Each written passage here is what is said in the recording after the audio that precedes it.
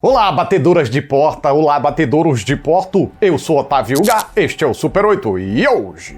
Olha quem tá de volta. O cineasta M. Night Shyamalan, que mesmo passando por fases em que seus filmes não convencem tanto, consegue o feito de sempre gerar curiosidade e sempre fazer suas obras virarem pauta nas paradas cinematográficas. Esse novo trabalho não deve ser diferente, e já adianto, tá meio que dividindo o galerê. Bom, pra saber de qual lado eu fiquei nessa treta, apenas mente, simbora. Abre a porta, Mariquinha. A trama desse filme é muito batida. Ubers e taxistas vão dar uma estrela pra esse filme porque não gostam dos que batem a porta? Tudo isso e muito mais agora. Uma família feliz de 2 papais e uma filhota tá passando férias numa cabana da floresta quando umas pessoas esquisitas aparecem com a conversa mole ainda mais esquisita, exigindo uma coisa ainda mais esquisita. Muito mistério nessa minha sinopse, né? Então, é porque qualquer escapulida eu acabaria falando mais do que devia. As sinopses oficiais e os trailers de Batem a Porta mesmo são super spoilerentos, só pra vocês terem noção. E o problema tá no marketing por trás disso? Não creio. Tanto as sinopses oficiais quanto os trailers não dizem mais do que a premissa do filme. O problema é que o filme não vai muito além dessa premissa. Pois é, parece que eles pegaram a ideia base, esticaram até formar um longa-metragem de 1h40. A sensação é de que tem muito pouco sendo acrescentado ao longo do desenvolvimento. De uma forma que, se você contar o que acontece a partir de 10 minutos de filme, meio que já contou o filme todo. Pra ser justo, o pontapé inicial é muito eficiente pra nos intrigar. Só que não demora muito pro roteiro mostrar sua deficiência em alimentar os mistérios. Tá, vá lá, pra continuar sendo justo, tem momentos pontuais em que ela até consegue colocar uma pulguinha a mais atrás da nossa orelha. Mas, além do negócio ser muito espaçado, quando eu falo pontual, é pontual mesmo. A pulguinha que coloca na nossa orelha é muito pequenininha, tadinha, dá nem coceira. Pois é, chega a ser escrachada a pouca substância desse filme enquanto um exemplar de mistério. Não consegue mover a gente entre dúvidas diversas, nem consegue fazer qualquer tipo de subversão que sacuda o nosso ânimo. Apenas mantém a gente ali em banho-maria, do início ao fim, presos a uma simples dúvida. Os visitantes inesperados estão falando sério? Ou não. Não vou revelar, mas apenas eu posso dizer que no fim, de uma forma ou de outra, a sensação vai ser de... Tá, e aí? O que mais está envolvido nessa bregueça? Como é que está envolvido? Por quê? Onde? Quando? Quais as regras dessa tal circunstância? De onde elas vêm? Para onde elas vão? O roteiro apenas diz que as coisas são assim porque são, e é isso. Sério? 3 candangos escrevendo roteiro baseados num livro de 1 quarto e os caras me fazem um texto vago desse jeito? Gente, eu não tô falando de escancarar as incógnitas, de que não pode ter segredos. Dá sim para um filme ser aberto a interpretações. E a minha questão não é nem que faltam respostas, é que faltam perguntas. Batem a Porta carece muito de enigmas, interrogações e mais jogos mentais instigantes, ou de pelo menos alguma substância que não seja uma mesma ladainha se repetindo em looping por quase 2 horas. E chega no final, a trama se conclui e fica uma sensação danada de algo faltando. O sentimento é de falta de satisfação. E não tô revelando detalhes ou segredos do final não, tá? Não tô dizendo que o que vai acontecer é algo triste e por isso a gente não ficaria satisfeito. Tô dizendo apenas que a apoteose é murcha.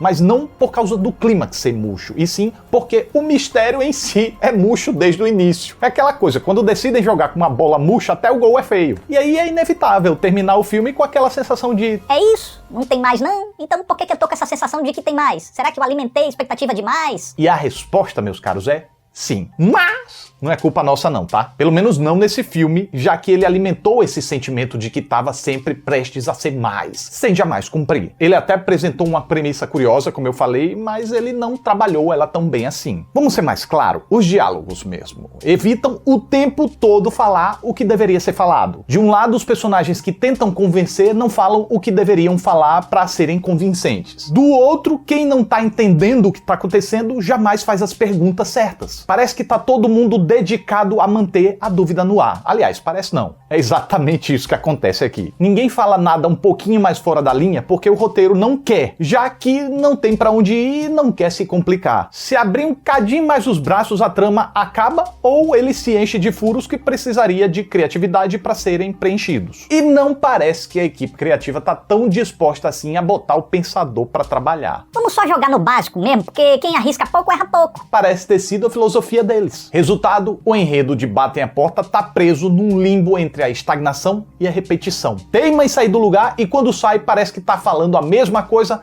mas com palavras diferentes só pra fingir ser mais eloquente e tapear o espectador, precisamente como eu tô fazendo nesse exato momento.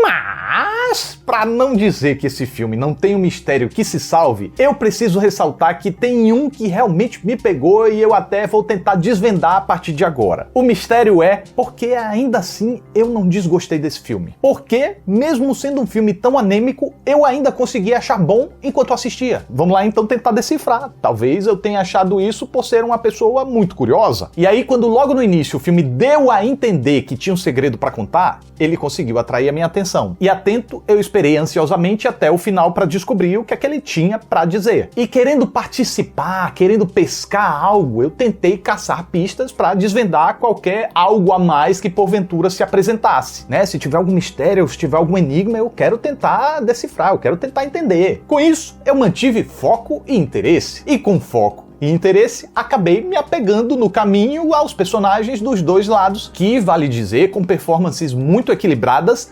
dentro do que o texto permitia. E eu falo isso porque, enquanto Ben Aldridge dava sempre os mesmos gritos cortantes, impedindo que os diálogos aflorassem com mais perspicácia e intriga, o personagem de Jonathan Groff se calava demais quando claramente a situação queria que ele falasse. Então, até por conta da limitação que o roteiro impôs a esses personagens, os visitantes acabaram tendo um destaque ligeiramente maior, em especial o personagem do Dave Bautista, que consegue carregar exemplarmente em seu semblante o quanto ele sente pela ingratidão da sua missão. Independente de ser verdade ou não que ele está pregando, porque pode estar sendo dissimulado, pode não estar sendo, ele pode estar sendo enganado por alguém, pode não estar sendo. Não vamos falar aqui para não estragar. Continuando desta forma, me intrigando com as motivações conflitantes, que se forem verdadeiras seriam legítimas, mas não poderiam coexistir, esse dilema garantiu a chama da minha curiosidade acesa até o finalzinho. Por isso, o trajeto não foi cansativo e foi até prazeroso, de certa forma. E enquanto eu tava ali caçando pistas, eu percebi um outro valor que poderia ter passado despercebido se eu não tivesse tão investido na trama. O que me foi uma surpresa, já que sutileza não costuma ser o forte do cineasta M. Night Shyamalan. Nesse filme mesmo, ele passa do ponto com alguns diálogos desnecessariamente expositivos para explicar justamente o que não precisava ser explicado. Curiosamente, o que mais pedia informação, aí ele resolveu deixar pra lá. Pelo menos outras marcas próprias ele já trouxe de volta sem levantar aquela pretensão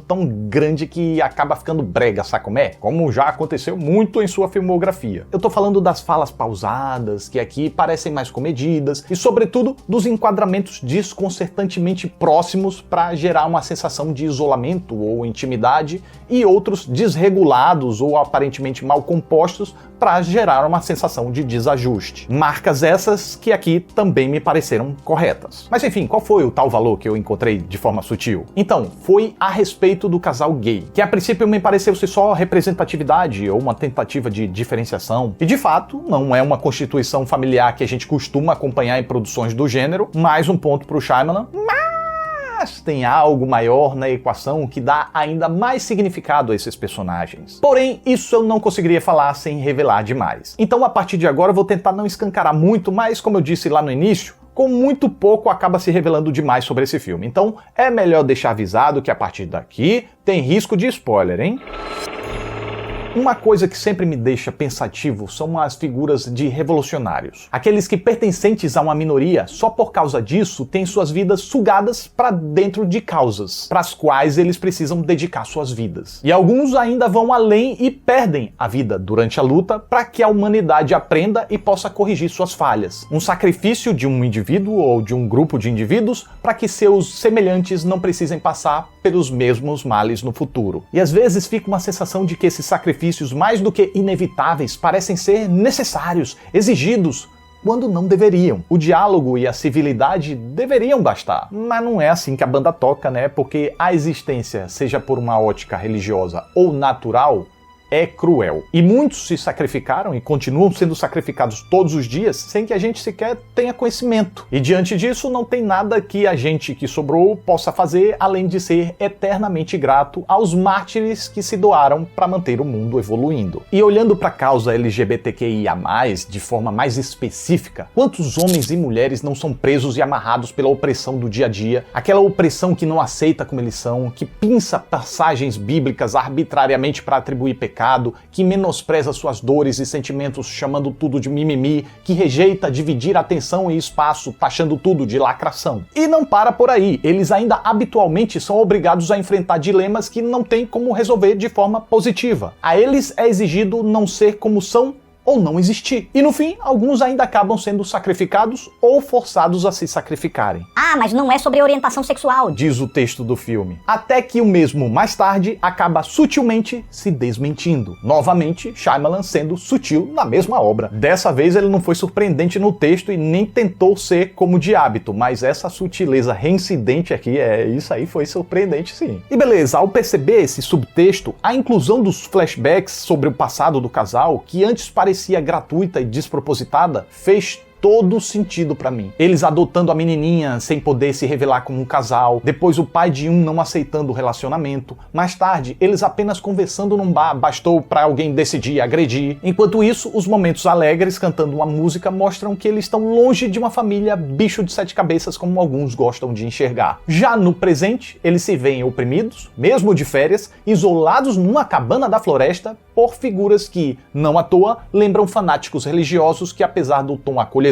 e aparentemente pacífico, exigem uma escolha absurdamente cruel deles. E foi desse jeito e somente desse jeito que a trama de Apocalipse fez sentido pra mim e tirou aquele gosto aguado da minha cachola. Sim, pelo lado da alegoria, usando a fantasia da questão aí pra falar que se aquele casal precisa escolher entre não existir pro mundo não acabar, é pra fazer referência aos sacrifícios diários de anônimos e anônimas pra que a humanidade possa aprender e novas gerações não precisem passar pelas mesmas injustiças infinitamente. Ou pelo menos é o que a gente espera, para que seus sacrifícios não sejam em vão. E bom, essa foi a minha interpretação. De repente, nada disso faz sentido para você. Ou, de repente, faz. E torna o filme também melhor para você como foi para mim. Claro, isso não fez com que eu ignorasse e superasse os problemas. Eles ainda estão ali. Para mim, boas alegorias não salvam a parte literal da história automaticamente. A parte literal precisa funcionar por si só também. E como eu já mencionei, nesse sentido, Batem a Porta sofre com a repetição de ideias e uma boa dose de redundância, evitando linhas necessárias para não se complicar demais, ou não se resolver precocemente. Mas, ainda assim, Batem a Porta não me pareceu um filme ruim. Acho que, como eu já expliquei, apesar da aparente anemia, tem algo no desenvolvimento muito capaz de segurar a atenção do espectador. Talvez, no final, alguns se sintam frustrados pela sensação de algo faltando. E não creio que seja porque nos filmes do Shyamalan a gente espera grandes reviravoltas. É porque realmente o filme tentou esticar sua simples premissa mais do que a substância dela era capaz de suprir. O que salva é que, paralelamente a essa premissa literal de fim do mundo, o filme foi absurdamente assertivo em anexar uma alegoria que, pelo menos pra mim, enquanto eu tava escrevendo essa crítica, ressignificou o passeio e aliviou um tico a sensação de algo faltando que tava na minha mente quando a sessão terminou. E essa foi minha reação enquanto eu assisti ao filme. Já essa foi minha reação depois do fim do filme. E essa foi minha reação refletindo depois. Então é isso, mais um Super 8 tá chegando ao final. Fico muito grato pela atenção de vocês, muito obrigado, até a próxima aí. Nesse momento você imaginou que algo fosse acontecer? De repente alguém fosse bater a porta? Mas fiz uma surpresa. Subversão aqui, ó. Nada! É uma surpresa danada. Pense nisso.